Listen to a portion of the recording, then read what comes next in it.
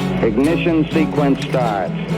6, 5, 4, 3, 2, 1, 0.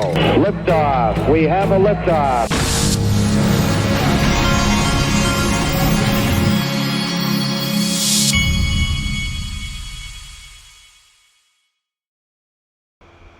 Hey everybody, this is the Digital Asset Investor.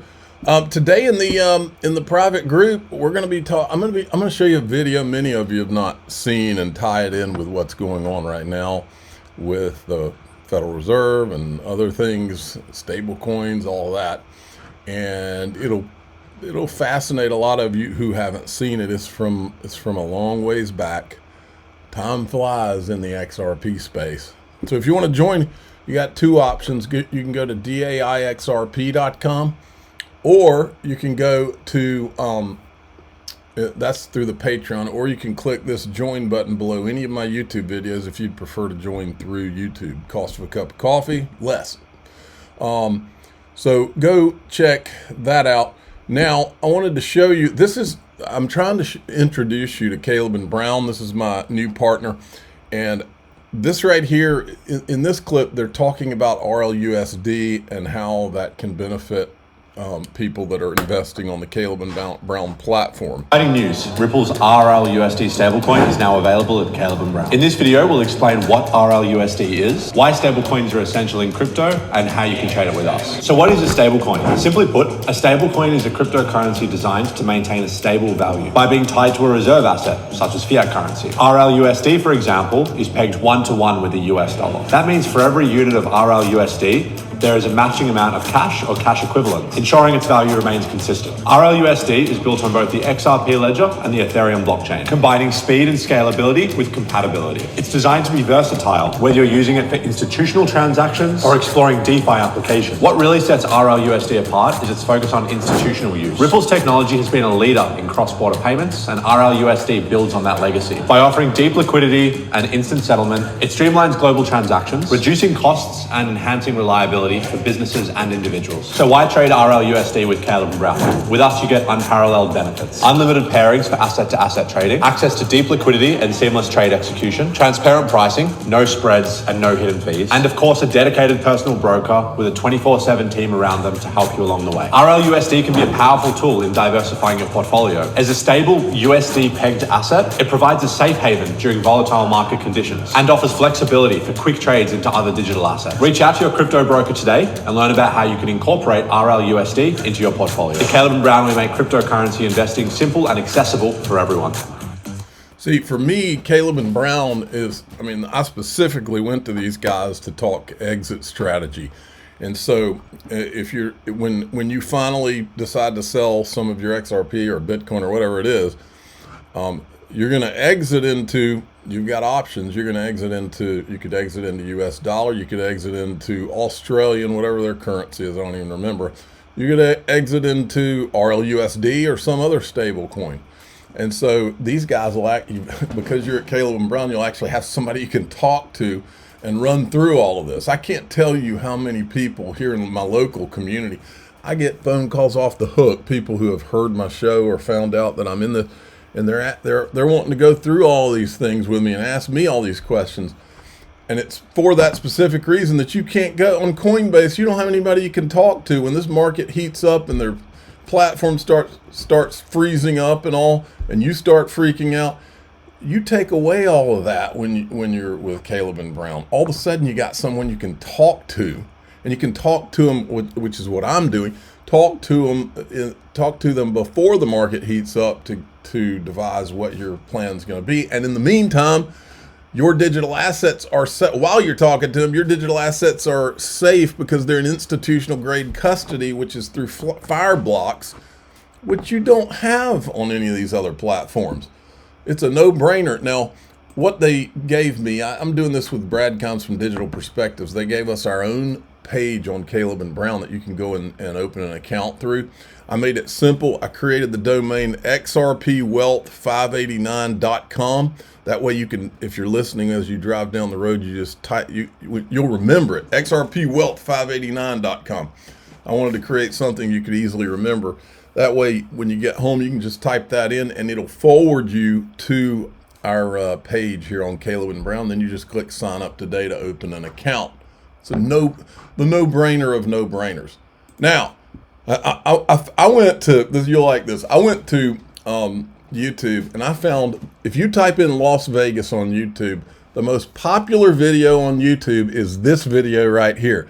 And I thought it would be a good video to remind you that we're 42 days from XRP Las Vegas. You need to get your tickets. It won't last much longer. Go to xrplasvegas.com. Now watch this. I mean, every time I go to Las Vegas, before I go, I watch Las Vegas videos to kind of just get myself pumped about going. And I'm not a huge gambler, but I like to gamble a little bit while I'm there. I usually take some money and say, okay, I'm not going to lose more. If I lose more than this, I'm out. Or if I lose this, I'm out. And I'm pretty disciplined about that kind of stuff. I hope you are too. $6,900, one blackjack hand. Let's try not to drop the chips. Boys, bottom cut. Let's go. Let's do it. That's good. Oh my, come on, baby. Okay. Dramatic pause. 6,900. Look at that. 6,900. We have a 19 versus a dealer 6. With my luck, though, you never know what's gonna happen. We'll stand on the 19. 16. Come on. Bang! Let's go. Oh, yes. He won it. Oh my God. Nice. Okay, the market's pretty flat right now. We got a $2.10 XRP. We're gonna keep going. Wolf of Wall Street's new market research firm Kaiko says spot XRP ETFs are likely to get approved in the U.S. before others. It shouldn't be any other way. Lark Davis, who's a Bitcoin guy, but I think he's one of the good guy Bitcoin guys. Global M2 exploding, inflation is cooling off, rate cuts are coming soon. Gold is making all-time highs every week. The setup is all there for Bitcoin to start its next leg. Patience is your ultimate edge. And then we got this yesterday. James Filan put this out. The parties' joint motion to hold the appeal on abeyance has been granted. The SEC is directed to file a status report within 60 days of this order. Fred Rispoli, who's an attorney with this order, the next move we will see is filing in the district seeking to modify the Judge Torres order, i.e. lifting the injunction and reducing the fine. And then he goes on and said, he's replying to this guy and he says, I expect the entire case to be concluded by the end of May. So this is the Ripple and the SEC basically working together to resolve the judge's order and all of that. But he's expecting it to be concluded case end of May. How about that? Okay. Folks, I hate to do this to you, but Gary Gensler was on CNBC yesterday. Folks, when you watch these two videos I'm going to show you, it's a good reminder of how effective of a sociopath this guy has been as a political operative for the Democrat Party. And he's not finished being an operative for them yet. Here you go. I mean, I can't imagine going through life and believing in nothing except what you're told to spout. Hey, Gary, final question for you. As you probably watched, so many CEOs were doing almost victory laps in the crypto world as these enforcement cases were dropped by this current administration, cases that you had brought. As you watched that, what did you think? Look, I'm going to step back a little bit from any individual cases and just say this again to your viewing public. This is a very small part of the financial markets, but if you were interested in this, think about every financial asset sort of trades on a bit of fundamentals and sentiment.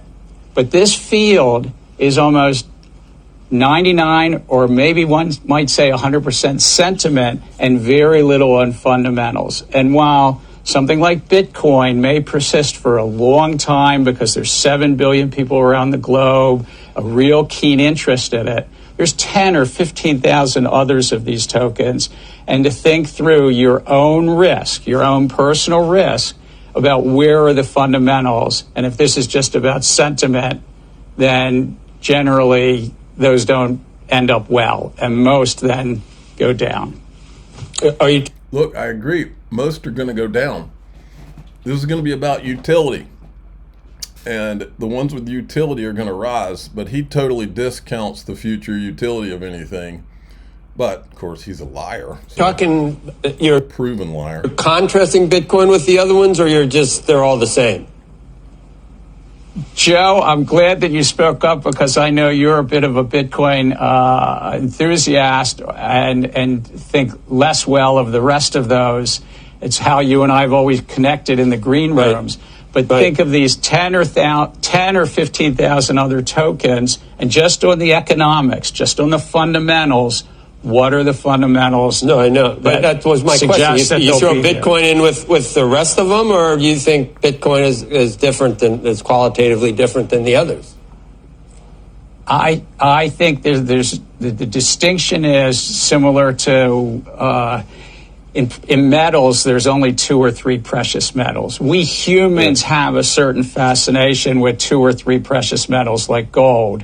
I don't think we humans will have a fascination with 10 or 15,000 meme or sentiment tokens trading over the years. If I've learned anything in crypto, when the corrupt are pushing something, in this case Bitcoin, my red flags go up. And there's nobody more corrupt than this clown. Here he is weighing in on tariffs as if we're going to believe what he says. With the Chinese before.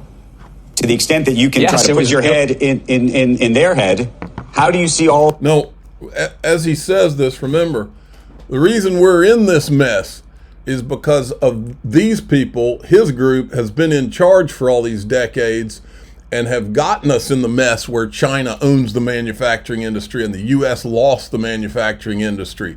They're the people that got us into this mess. All of this playing out as it relates to tariffs. I spent a lot of time with their Ministry of Finance and their senior financial regulators, and I think it's not going to end well, Andrew. I think it's going to be a bit of a quagmire. My experience is that they're tough negotiators, don't get me wrong, and they're looking out for their advantage. But the best way to handle the situation is to be consistent, to be honorable and treat them with dignity, and to take the toughest messages. Yeah, treat them with dignity so they take advantage of you like they have for decades. Private and one-on-one. And I will tell you this, when they see inconsistency in policy, they tend to veer back. They lean back and they don't like to engage. And they sort of think that time is on their side. I'm not saying it always is, but that's how they think, is time's on their side and they can outweigh the volatility of the policy on the other side. So that's why consistency, respect, but yes, firmness is important. Yeah. Pretend you're firm while they take advantage of you. By the way, this is the same guy who I covered it back then. He was meeting with Chinese regulators while he was refusing to meet with American company Ripple. And by the way, while he's running his mouth about tariffs, this is what's really going on. Big progress. A great honor to have just met with the Japanese delegation on trade. Big progress. Trump's he's gonna reverse this whole thing. I bet you this year they even announce a trade deal with China that is a lot more favorable to where the U.S. has been in their trade deals with China. We tried to tell everyone Ripple is no ordinary company. XRP is no ordinary digital asset. The world will find out soon. Anders, this acquisition is clearly part of Ripple's plan to becoming the Amazon of crypto, which Brad has stated being Ripple's ultimate goal at numerous occasions. Amazon started with books, now they're selling everything. Ripple started with cross-border payments, and they will end up offering all kinds of financial services to institutions, pretty much bringing them into the future. And they're talking about hidden road here. Well, here's a little reminder, Brad Garlinghouse. So first of all, I appreciate you asking the question that way. You know, a lot of people still conflate Ripple and XRP. Ripple is a company of which I'm the CEO. XRP is an open source technology that lots of people participate in. Ripple cares a lot about the XRP ecosystem, but there are a lot of people that do. Ripple, the way I would describe it is simply, we are the leading enterprise blockchain company, period, full stop. Our viewpoint, my viewpoint is there are lots of use cases for blockchain technologies in the enterprise. Knowing how to sell into, knowing how to engage from a customer success point of view and get enterprises using blockchain technologies to improve the efficiency of lots of different kinds of transactions. We're just at the beginning of that journey. Ripple started with cross-border payments and selling into financial institutions. We now have hundreds of financial institutions. We've done millions and millions of transactions, billions and billions of dollars. But I do view it as an enterprise blockchain company as opposed to just payments. I was talking with a gentleman named Jose back here in the back about the ecosystem that Ripple's really creating around other enterprise use cases. And there's a lot going on. And I think Ripple is in a position that I compare to Amazon circa 1997, where Amazon at those age, which you and I will remember, it wasn't Amazon, it was Amazon Books. The name of the company was Amazon Books. And it competed with Borders and Barnes & Noble. Today, obviously, it does lots of things. I think of Ripple, our first vertical, the books is to cross-border payments for Ripple. And for XRP, how would you say that? Look, I mean, for me, we use XRP not just because we own a lot of it. We also use XRP because from a payments point of view, it's extremely fast. A transaction settles in 3 to 4 seconds. It's extremely inexpensive. You're talking about 1/1000th of a penny, and it scales very well. And so, if you're talking about $120 trillion of cross-border payments, a lot of the different digital assets out there that would be hard to use them for that use case. And that's from December 2021. We'll play this and then we'll go into the group. This is our old buddy Mike Novogratz on CNBC yesterday. They had all the ETHgate casualties on there. And so I think people are in a risk-off mindset. Bitcoin broadly does well with these kind of macro conditions unless there's this kind of risk-off. What I mean by that is there's always two vectors in Bitcoin. One is the macro story, which you're seeing play out in gold, right? Which is the uncertainty, get myself out of the dollar, get myself into something safe. But the other is the adoption story. And because we're such a young asset, the adoption story needs more calm. It just does. And so when there's this kind of chaos, the new buyers disappear. And that's what we've broadly seen. We've seen very few new buyers. And so you see people sell, they get short, they buy back. It's starting to trade better in the last few weeks relative to stocks. But broadly, Bitcoin has been the Mag 8 and not gold. I don't think that's a permanent condition. And listen, gold's telling you everything you need to know, right? I used to say this all the time. Bitcoin and gold are report cards on financial stewardship, right? If you're the Secretary of Treasury of the U.S. or any country, your report card really is what's gold, what's the yield curve telling you? And gold is something that's not great. So much for the Bitcoin drop gold campaign. Okay, we're going to go into the group. I'm going to show you we're going to talk a little bit about the Federal Reserve stablecoins, and we're going to tie it in with a video from long ago that many of you have never seen. I'm going to remind you. I'm the digital asset investor. I'm not an investor. Oh, by the way, go to daixrp.com if you want to join through the Patreon, or click the join button below any of these YouTube videos and you can join through YouTube. I'm the digital asset investor. I'm not an investment advisor. This is for entertainment purposes only. Please subscribe, hit the like button, tell your friends and family. Here we go.